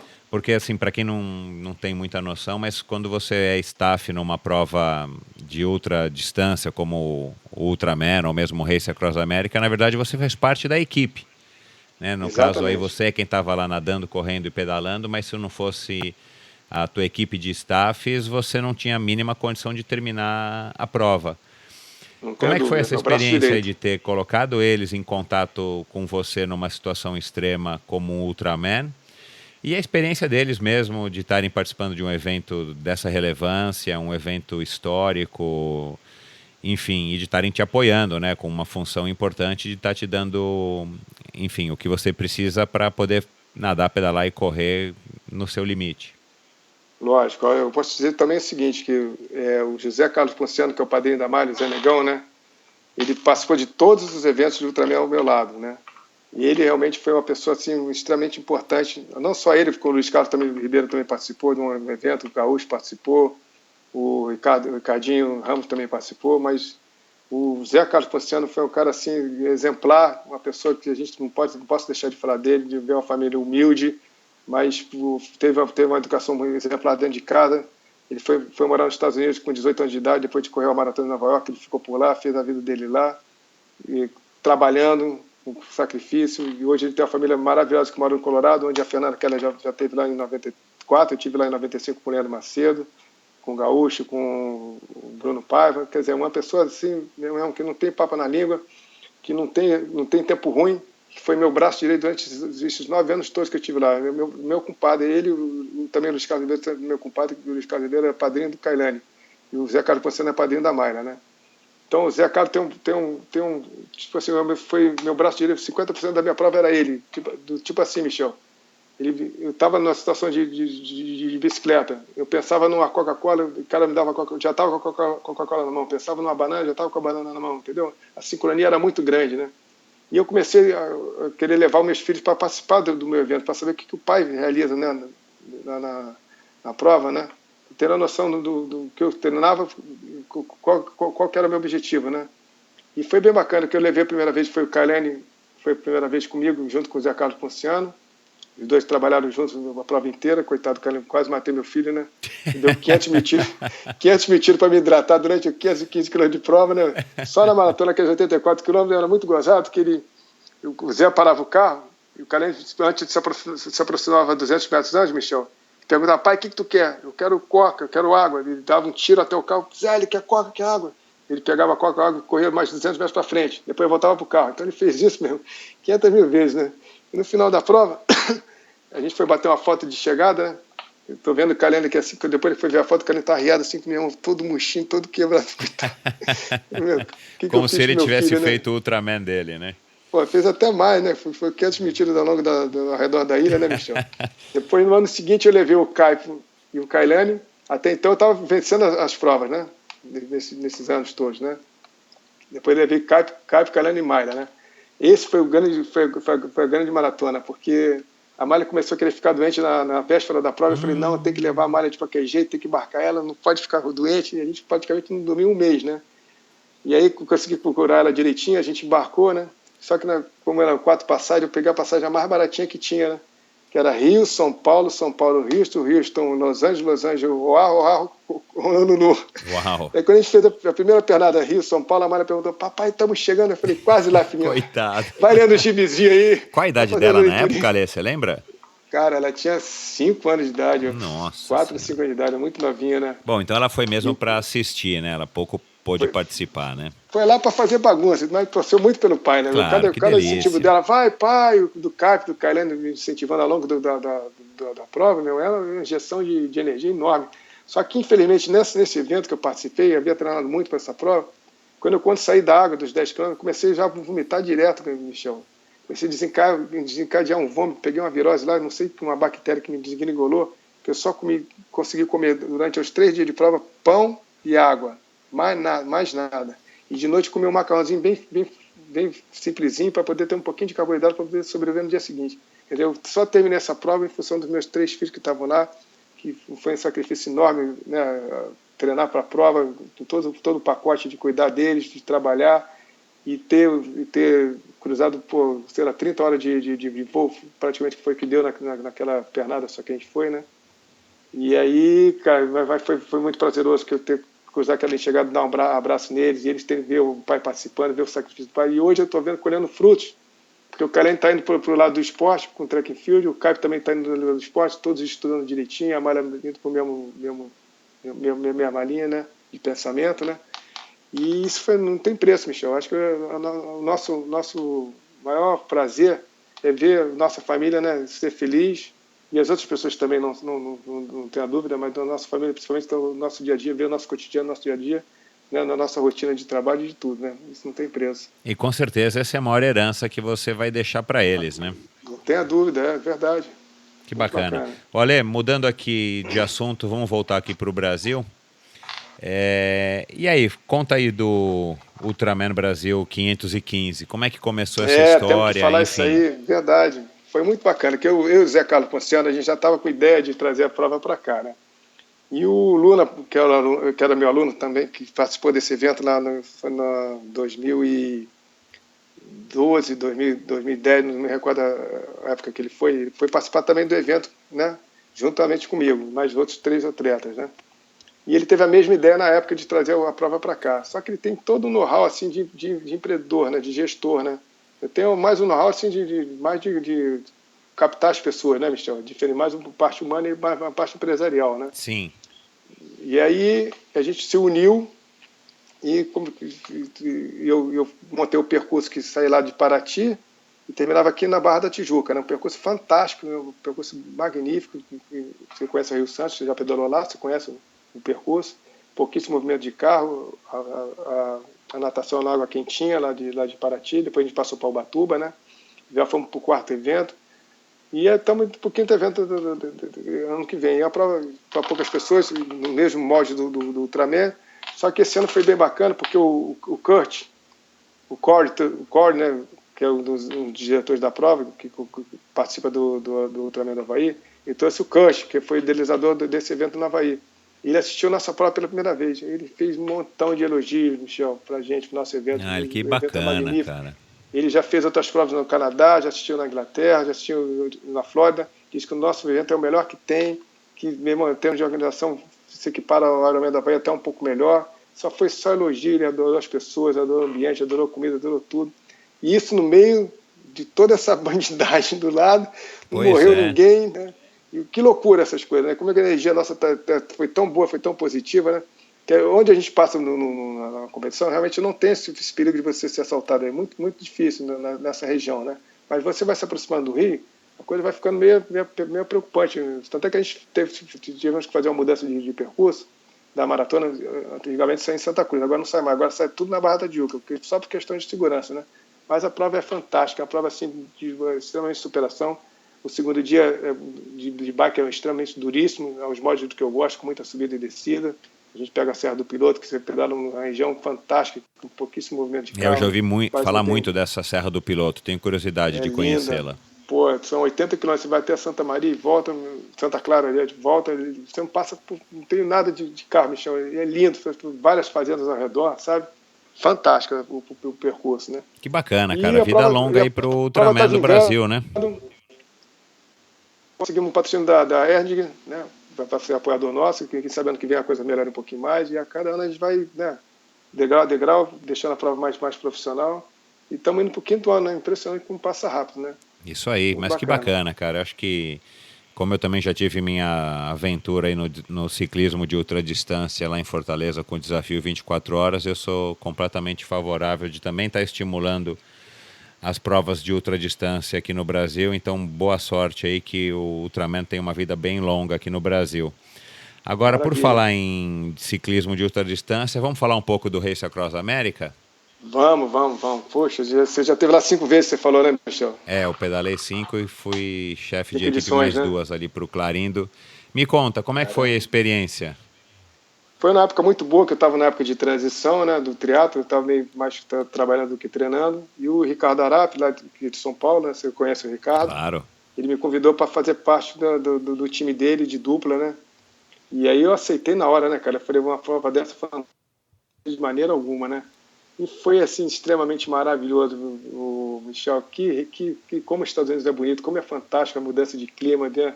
Das montanhas, do lugar maravilhoso. Assim, foi uma travessia fantástica, mas muito, extremamente dura, né, cara? Você tem uma noção? A gente estava tão excitado os 2 primeiros dias que a gente passou 2 dias sem dormir, praticamente eu e o Ricardo, né? Porque a gente começou a fazer turnos da seguinte forma, nossa estratégia. A gente fazia turno de hora em hora, né, das 6 da manhã até as 6 da tarde. Depois das 6 da tarde, a gente aumentava o turno de 2 em 2 horas, depois de 3 em 3. Depois voltava a clarear, né, de 2 em 2, depois de 1 em 1. E a gente foi. Só que a gente não conseguia dormir, cara. A gente ficava tão excitado de não perder o turno, né? Com o horário de pedalar, que estava na meia hora, a gente dava uma cochilada no máximo de 10 minutinhos, já estava na hora de você pedalar. Resumindo, desses 7 dias, né, que a gente bateu o recorde na época da equipe australiana, depois você veio bater o recorde com o Zé Filho no nosso tempo, não foi isso? Isso, a gente fez 7 dias e 9 horas. Vocês fizeram 7 dias também em 1 hora, foi isso? 7 dias e 1 hora, exato. 2001. Exato. Eu vi que eu sou bom de memória, Michel. Meu, você é uma enciclopédia. Uma enciclopédia então, do triatlon brasileiro. Mas então, daí a gente fez 7 dias e 9 horas, mas a gente teve umas situações bem interessantes, que antes da largada da prova, o ciclista italiano, que estava fazendo solo, falou está indo lá pela 3ª vez. Ele comentou a respeito das últimas edições dele, né? Ele disse que a primeira vez ele não completou porque não tinha treinado o suficiente para a prova, e falhou, né? Não conseguiu terminar a prova. O segundo ano ele não completou porque a equipe dele brigou, faltando assim 200 milhas para o final da prova, abandonou ele na prova, não deixou ele acabou tendo que abandonar porque ele tinha que obrigatoriamente chegar com a outra equipe, né? Por de segurança. Obrigado, né? Ele estava indo lá pela 3ª vez. E aconteceu um episódio interessante, muito parecido com a gente, né, cara? Que para as pessoas que não conhecem, que estão escutando a gente, você tem um apoiador que é um motorhome, que é onde você dorme com a turma toda, com toda a sua equipe, que a gente era em 9 pessoas, mais eu e o Ricardo Arap, e era turno de 3 em 3, né? E tem a van que vai te apoiando o tempo inteiro atrás, né? Dando apoio, né? Isso, é o carro que é obrigado a seguir o ciclista, principalmente durante a noite, e alguns trechos de autoestrada e tal, né? Exatamente. Daí, pô, o Ricardo Arap, coitado, ele se sacrificou muito em busca de patrocinadores e tudo. Quer dizer, para ele foi muito mais difícil do que no meu caso, que eu fui lá só botar força. Ele já não. E já para captar patrocínio foi um desgaste físico e psicológico para ele muito grande, né? E aí o que aconteceu? Os primeiros 4 dias é um inferno, né, Michel? Você começa na Califórnia já quente, aí passa pelo Texas, Arizona. O deserto pra gente é muito difícil, né? A gente não tem esse hábito, né, mesmo quem mora aí no Rio, né? Porque deserto é diferente do clima do Rio, né? Seco, né? Bem torturante, né? Isso. E a gente escutando as informações no rádio que no Texas já tinha morrido 100 pessoas com calor de 50 graus, né? Só potencializando o problema, né? Só que eu tinha estratégia que toda vez que eu entrava na van, e o nosso nutricionista era o Tubarão naquela época, né? Já começando o tubar junto com a gente. Eu entrava na van e pedia para desligar o ar-condicionado e abaixar a janela, né? Para não ter aquele contraste do clima, né? Só que o Arap não fazia isso. O Arap entrava no ar-condicionado e ficava naquele vai e vem de calor e sol, calor e frio. Acabou que ele acabou gripando no meio do percurso, tá? Com 4 dias de prova. E aí eu tive que cobrir umas horas dele de pedalada, né? Na sequência, já com mais ou menos uns 5 dias de prova, a equipe nossa começou a ter uma confusão lá de briga, né, meu irmão? Daí eu tive que parar a galera toda só. Ah, não, desculpa, só fui te interromper. Daí o Ricardo queria continuar a pedalar mesmo, passando mal. Eu falei, não, Ricardo, você vai acabar pegando a pneumonia, vai acabar tendo que pedalar tudo sozinho, a gente não vai completar essa prova. Descansa que eu vou cobrir suas horas de treino. Na mesma sequência, a galera no motorhome começou a ter uma confusão de briga. Eu tive que parar todo mundo e falei, olha só, lembra do italiano? Que falou que a primeira vez não completou por questões físicas, depois por questões de briga entre a galera, entre os staff. Pô, galera, já tem um exemplo que já foi dado na largada, vamos deixar para brigar depois da prova, cara. Vamos concluir a prova, depois vocês brigam aí, não tem problema. Porque dá um estresse, né, Michel? Sabe como é que é, né? Um exemplo... Ela fica 7 dias sem dormir, sem comer. É o exemplo que eu dou para as pessoas, é uma espécie de Big Brother em movimento, né? Total, você está cara, sempre em estresse, você está sem dormir, sem tomar banho, sem comer direito, a responsabilidade. Exato, e quase que eu fui atropelado pela nossa van, que o cara dormiu na van, quase me atropelou por trás. Entendeu? Ainda tem isso aí, né? A responsabilidade detalhe, né, da prova como um todo, prova, de levar a equipe para frente, mas também de não atropelar o seu ciclista, né? E de não ser atropelado pelos carros, porque você está sempre numa autoestrada, numa rua, passa caminhão, passa carro, enfim, à noite, de tudo, dia, né? Cada coelho enorme passava pela nossa frente naquele desertão lá, impressionante, cara. Fantástico. Que legal, mas é uma experiência magnífica, né? Pô, não tem noção, é uma superação assim, bem bonita, que lugar maravilhoso, né, Michel? Muito, acho que se não fosse, é o que eu digo, se não fosse lá, talvez não seria tão legal, né? Enfim, eu também não conheço todos os países do mundo, mas pela dimensão, num país tão grande quanto os Estados Unidos... Pelo contraste é muito grande, né? O contraste de é território, magnífico. Né? Vai mudando a paisagem, fantástico. E você não teve vontade de voltar, Lê? Não, o Ricardo até chegou a me convidar para fazer de novo uma dupla lá com ele, mas daí, pela minha logística, eu ter direcionado meu foco para o Ultraman, não tinha mais tempo para poder canalizar para lá. Eu fico arrependido, sabe de quê, Michel? De não ter participado com você lá da África do Sul, lá. Cape Epic. Você me convidou para fazer dupla contigo. Então. Né? Mas vamos lá, o convite ainda está em pé. Poxa, então tem que só voltar a treinar, só isso. Então, mas isso é o de menos, né? Para quem tem a genética. Você participou lá quantas vezes? Eu fiz 4. 4, né? Ah, muito bacana, cara. É magnífica, né? Aquela prova ela é o Ironman do mountain bike, né? Aliás, desculpa, é o Tour de France do mountain bike, né? Porque é em etapas, né? Então, ela é conhecida mesmo entre os profissionais como o Tour de France do mountain bike. Entendi. São 6 ou 7 dias de prova? Hoje em dia acho que já são 6, mas eu acho que eu competi 2 ou 3 anos que eram 7, depois acho que no último passou para 6. Tem um prólogozinho, legal, né? Enfim, eles copiam um pouquinho assim o molde do Tour de France numa versão de uma semana só.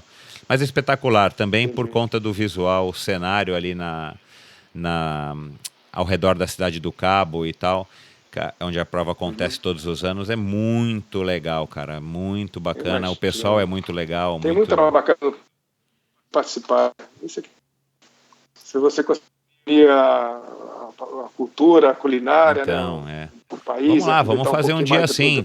Vamos voltar a treinar aí, subir em cima da mountain bike e fazer, claro, não é para ganhar, é para curtir, então fica mais fácil ainda, né? Tem preocupação, né? Então, Ale, estamos chegando já aí quase no fim, mas eu queria fazer aqui para você 3 perguntas que eu acho que são importantes e bacanas aí para os nossos ouvintes. A primeira é, se você pudesse voltar no tempo, ou se você estivesse andando aí pela alguma praia do Rio, lá onde você disse que treinava, que não tinha nada. Isso, na reserva da Barra da Tijuca. Isso, na reserva e tal. E você encontrasse com o Ribeiro ali, com 20 anos treinando para triatlon, para um Ironman, que conselho que você daria para você mesmo? Eu vou te falar, eu faria nada. Sabe, a nossa vida é como altos e baixos, a gente tem ao longo da nossa vida, com momentos bons, momentos ruins. E acho que não existe uma linha reta, né? A nossa cidade tem que ser com curvas, de saber superar as barreiras, né? Os obstáculos, né? Sou muito feliz do que eu fiz, não me arrependo de nada. Só um detalhezinho que ficou faltando na minha carreira, que eu achei que daria para ter feito, né? Seria um top 10 no Ironman do Havaí. eu estava a caminho disso, depois o que aconteceu, o Carlene veio a nascer, e aí, mais ou menos, eu mudei o foco, tive que me dedicar um pouquinho mais no trabalho, tive que reduzir minha carga de treinamento, mas eu estava na linha certa para chegar lá, e não deu. Mas, infelizmente, mesmo por isso eu sou feliz, porque o Ultraman veio a substituir de uma maneira formidável, né? As vezes que eu conheci lá no Havaí, massa, as mesmas coisas que eu fiz durante. Eu tive uma infância muito feliz, né? Foi na infância na rua, andando de skate, jogando bola na areia, com os amigos, surfando. Foi tudo maravilhoso, uma família maravilhosa, uns pais maravilhosos, uma família que eu amo muito, uma namorada que eu gosto muito, que é a Clarice, uns filhos impecáveis. Quer dizer, então, só recordações boas, e as recordações ruins só fizeram a gente crescer, mais nada. Entendeu? Só melhorar como ser humano, né? Isso aí. Vamos lá, outra pergunta que essa eu tenho feito para todo mundo também. Pelo menos que eu sei, né? Eu vou estar descobrindo aqui no Endorfina. Mas você, bem como o Oscar e o Mansur, acho que são as pessoas que são mais longevas aí no triatlon brasileiro, ao lado da Fernanda Keller, é óbvio. Enfim, não, deixa eu corrigir, peraí. Quem mais? Não, são tudo garoto, cara. Tudo garoto. Eu comecei em 83, Michel. Bom, o mais velho daqui é o Dolabella, dessa galera. O Ronaldo Bode e o Marco Ripper são os mais velhos. Depois vem Roger, eu. Então, mas o Roger tá parado, o Ripper tá parado. Eu tô falando que se mantém no esporte até hoje, né? Ah, entendi. Positivo. Pode ser. Sem parada, né? Exato. Sem parar assim, por alguns anos. Enfim. E agora parei em 2013, né? Agora estou paradão, só na manutenção. Ah, tá certo. Bom, vamos lá então.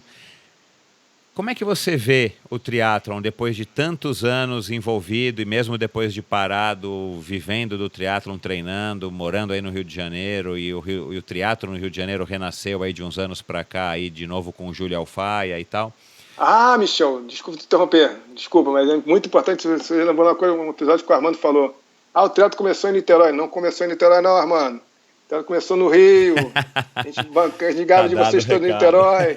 É verdade, rapaz. Ele falou que começamos em Niterói, que os campeões eram tudo que nada, rapaz. Primeiro começou lá em 82 com o Marco Ripper, Dolabella, Ronaldão, depois o Roger espancava vocês. Quem mais? O Tizano, Gaglianone. Essa mania que os niteroienses têm de achar que lá é o centro do mundo, foi a primeira a aparecer, foi a Fernanda, que começou a ganhar da Mônica Suzana e da Web, que era do Rio de Janeiro. Olha lá. A Fernanda logo assim, bem próximo. Posso tirar o mérito da Fernanda. A Fernanda foi um fenômeno. Para mim, foi a Pelé do triatlo do Brasil, foi a Fernanda Keller. Sem dúvida nenhuma. O triatlo do Brasil inteiro, do mundo inteiro. Embaixo. De tirar o chapéu, não tem o que falar, né? Mas, Armando Barcelo, olha só.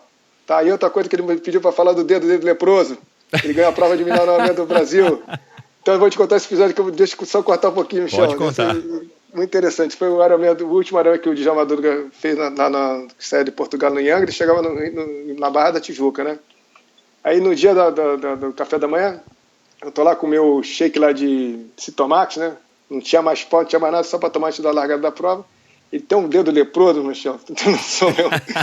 Não sei como é que não caiu ainda. Ele meteu a porta do dedo no meu copo, cara. Ele mexeu aqui assim, agora toma, meu filho da mãe desgraçado, vou tomar esse negócio com esse teu dedo leproso.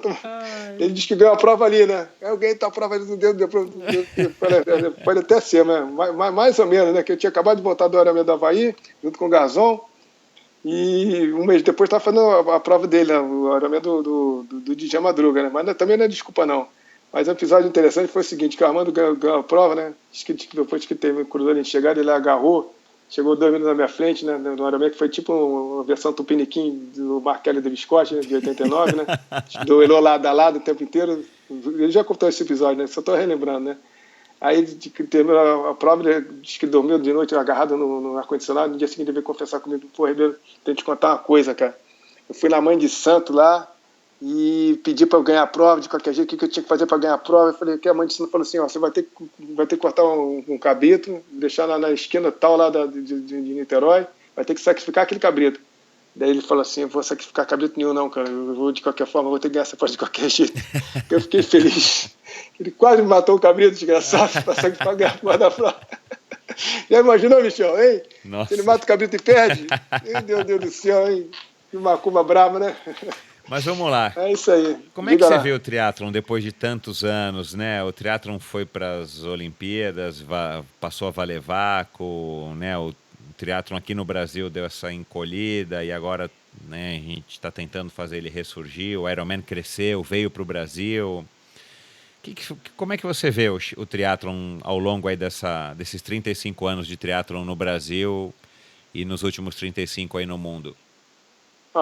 As pessoas podem até discordar, sim, Michel, mas eu acho que eu vejo em plena evolução, viu, gente? Eu acho que o teatro do Brasil, quem faz o teatro primeiro são as pessoas, são os próprios atletas, que pela sua força de vontade, eles abdicam de várias situações financeiras, de família, de trabalho, para poder se dedicar, né, integralmente, estou falando isso no profissional, tá, Michel? Como atleta profissional, né? Tiveram várias gerações, a primeira geração que foi a nossa, ela começou, né, com o Armando, com o Marquinhos Anello, com o Garzon, com o Roger, com o Dona Bela, depois veio a geração com o Manzan, com o Leandro, né? Eu tô falando na parte masculina, né? Se você depois me corrige com o Mansur, você, o Marcelo, do Tênis de São Paulo, depois veio a geração do Reinaldo Colucci, né? Com o Fabinho Carvalho veio nesse meio termo entre Fabinho e a gente, né? Tenta me recordar as pessoas agora. Tem agora o Ivan, o Vanzinho Albano. Eu vou te falar até a história do Vanzinho Albano, que a minha melhor performance que eu fiz no Ironman do Floripa foi 8,39. Foi porque eu fui treinar na casa do Ivanzinho Albano, naquela época eu dava treino para ele. A gente se uniu. Ele pegou a vaga de São Croix como profissional. E eu peguei a vaga em Florianópolis, fazendo 8,39, meu melhor tempo, que durou durante 20 anos aí também, né? Durou um bom tempo. Não, 20 anos não, desculpa. Durou 20 anos foi do Havaí de 8,49. Esse dia do Flamengo durou um pouquinho menos, né? Mas foi a minha melhor performance, né, que eu tive, né? Então, quer dizer, foram várias gerações boas de pessoas que fazem pelo esporte porque eles amam. O Vigílio de Castilho também foi medalha de prata no Pan-Americano de Winnipeg, né? É, um resultado excelentíssimo, né, para o nosso fantástico, esporte. Na frente do Galins, colado no americano lá, que eu esqueci o nome, que ganhou o evento. Então, quer dizer, o que falta para a gente agora é ter um cara bom gestor à frente da linha de trabalho. E com dinheiro, né, Michel? Que com dinheiro, sem dinheiro a gente não faz nada, né, cara? Um cara honesto na frente desse público. Eu acho que agora com o Laporta, com o Vigílio de Castilho, de repente pode ser que a coisa mude um pouquinho para melhor, né? Então já puxando o gancho aqui, essa seria a minha última pergunta aí para você hoje, Alê. Recentemente houve essa renovação, né, na CBTRI, terminou um ciclo olímpico no ano passado e agora está todo mundo apreensivo com o trabalho da nova gestão sob o comando justamente do Laporta. Se você estivesse no lugar dele, o que primeiro você faria para impactar de maneira mais profunda o nosso esporte? Olha, Michel, eu faria igual a Tessa fez, igual o Clube Pinheiros tem feito agora com polos assim, centro de treinamento de alto rendimento, né? Pegar aquela galera carente que a Tessa tem lá em Fortaleza, né? Popularizar um pouquinho mais o esporte em vários estados, fazer em Minas Gerais, no Rio de Janeiro, Espírito Santo, no interior de São Paulo tem um espaço privilegiado lá para você fazer essa atividade com segurança, entendeu? Mas tem que popularizar mais o esporte para você poder dar aquela peneirada que nem os quenianos fazem lá no Centro Olímpico deles. Tem muita gente para sair boa ali no Brasil. Tem muita gente boa com grande potencial. Mas para isso precisa de dinheiro, precisa de um bom gestor, uma boa pessoa competente. Eu acho que com o Vigílio de Castilho ao lado do Laporta vai muito a crescer. O Vigílio tem um know-how assim, não só da parte técnica, mas da parte prática de governo, como é que é o funcionamento dessas coisas, como captar o dinheiro para chegar ao recurso no destino certo. Eu acho que o Vigílio é bem sucedido. O cara está bem financeiramente, o que ele tem mais hoje em dia como idealizador, com ideia de idealizador, é fazer a coisa dar certo, entendeu, Michel? E eu acho que ficou muito tempo parado com o Calazans, com o Carlinhos, as provas do Calazans e do Carlinhos davam sempre 150 pessoas, 200 pessoas no máximo, eventos pobres. Você pega a prova do... sempre deu 1.000, 1.500, 2.000 pessoas no Troféu Brasil, no Internacional de Santos. Foram provas exemplares. O próprio Júlio Faia, aqui com a nossa prova do Rio de Janeiro, se manteve vivo, mesmo sem recurso nenhum. E hoje a prova do Rio de Janeiro está voltando a ser o que era antigamente, botando 200 pessoas no né? Quer dizer, polo de locais possam essa que está carente de atividade física. E com o Vigílio ao lado da porta, acho que a coisa você não tem dúvida. Né? Eu confio no Vigílio, na pessoa que desde que a gente está sempre junto aqui conversando a respeito disso.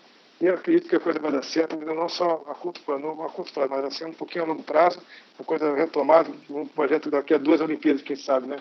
Tem uma garotada com renovação boa aí.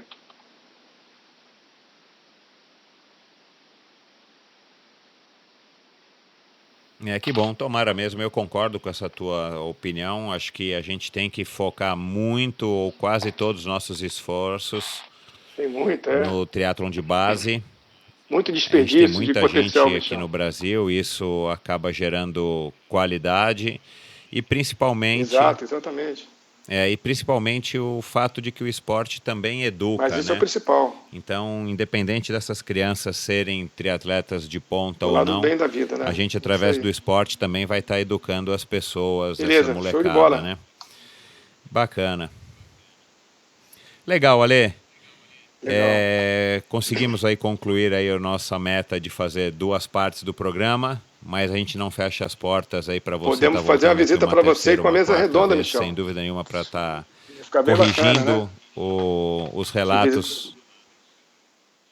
Vamos sim, Deixa o Endorfina evoluir aí um pouquinho mais, deixa a gente chegar no 1 milhão de downloads, aí a gente vai ter um estúdio e tal, a gente faz uma coisa partezinha. Agora você bacana tem que e botar esse programa off, faz cara. mesa Você pode, redonda de e qualquer tudo forma, mais. conseguir um Agora é o espaço lá, seguinte, ó. porque é um desperdício o trabalho que você está realizando, que é fantástico, que é inédito no Brasil. Você conseguir resgatar todas essas pessoas, que tá sendo um sucesso tremendo. Eu acho que tem que virar isso aqui uma prova de tipo do off, como fez com a Asa Delta, com skate, com surf, entendeu? E para não dar ciúme em ninguém, você vai em várias regiões, vai no Rio de Janeiro, conversa com o pessoal do Rio de Janeiro, conversa com o pessoal de São Paulo, Espírito Santo, Bahia, entendeu? Vai puxando aquela galera toda, Rio Grande do Sul, né? Que fizeram parte dessa história magnífica que é o triatlo proporciona para o nosso país, né? Fantástico. Vamos batalhar isso. Não, sem dúvida nenhuma. A gente já conversou um pouco sobre isso, a gente já tem material para isso, eu já tenho até uma produtora, o que a gente precisa de novo é dinheiro, então vamos deixar esse projeto não arquivado, mas a gente está trabalhando mais devagarzinho nele. Se tiver alguém aí ouvindo que tem interesse, pode me procurar. Mas vamos sim, eu acho que o triatlon merece isso, acho que os triatletas merecem isso, acho que vocês merecem isso, enfim. Então vamos trabalhar para esse documentário sim sair e atingir aí um canal desses para que o grande público também assista e conheça um pouco da história do esporte no nosso país. Ale, mahalo mais uma vez. Para quem quiser saber mais sobre a sua assessoria, a Pro Ribeiro, os títulos e o 515, quem quiser te contratar para fazer uma palestra ou simplesmente entrar em contato com você para fazer uma pergunta, um elogio, através das redes sociais, onde é que as pessoas te acham de maneira mais fácil? Michel, tem o meu site proribeiro.com, lá tem todas as informações mastigadinhas, tem o Instagram, tem o Facebook, tem o WhatsApp. Eu vou colocar aqui para os ouvintes no post do episódio de hoje todos esses links aí para o site da tua assessoria, para o B515, redes sociais e tal, para que as pessoas possam te procurar aí para, enfim, tirar dúvidas, elogiar e contratar para palestras e tudo mais. Um grande abraço, Ale, uma boa noite. Obrigado, Michel, um abraço a todos vocês aí, fica para uma próxima oportunidade, tá? Valeu, obrigado, irmão, fica com Deus.